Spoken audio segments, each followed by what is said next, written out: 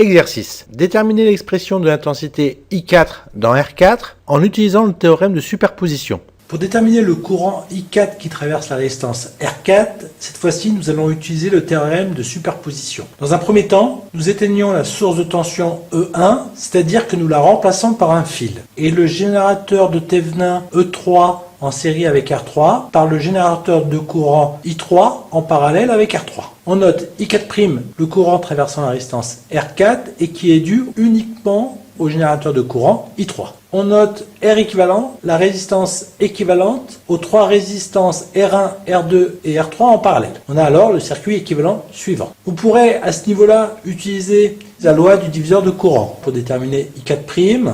On va retransformer le générateur de Norton I3 en parallèle avec R équivalent en générateur de tension de Thévenin E équivalent en série avec R équivalent, avec E équivalent qui est égal à R équivalent fois I3 et 1 sur R équivalent qui est égal à 1 sur R1 plus 1 sur R2 plus 1 sur R3. Pour déterminer I4', on utilise la loi des mailles telle que E équivalent est égal à R équivalent plus R4 le tout fois I4'. Donc I4' est égal à R équivalent fois I3 divisé par R équivalent plus R4. Cette fois-ci, on éteint le générateur de tension E3, c'est-à-dire qu'on le remplace par un fil, et on remplace le générateur de Thévenin E1 en série avec R1 par le générateur de courant de Norton équivalent I1 qui est égal à E1 sur R1.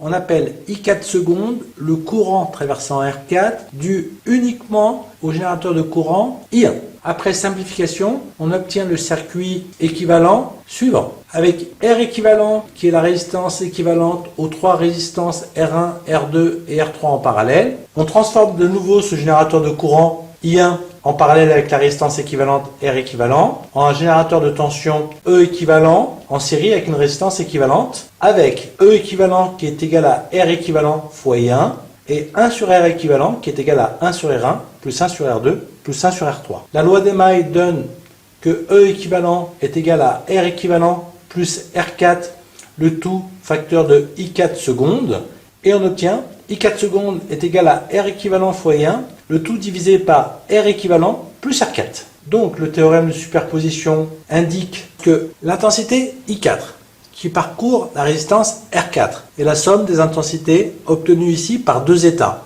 Lorsque 3 est éteint, il reste uniquement E1, et lorsque E1 est éteint, il reste uniquement E3. On a alors I4 qui est égal à I4' plus I4 secondes, qui est égal à R équivalent sur R équivalent plus R4, le tout facteur de E3 sur R3 plus E1 sur R1.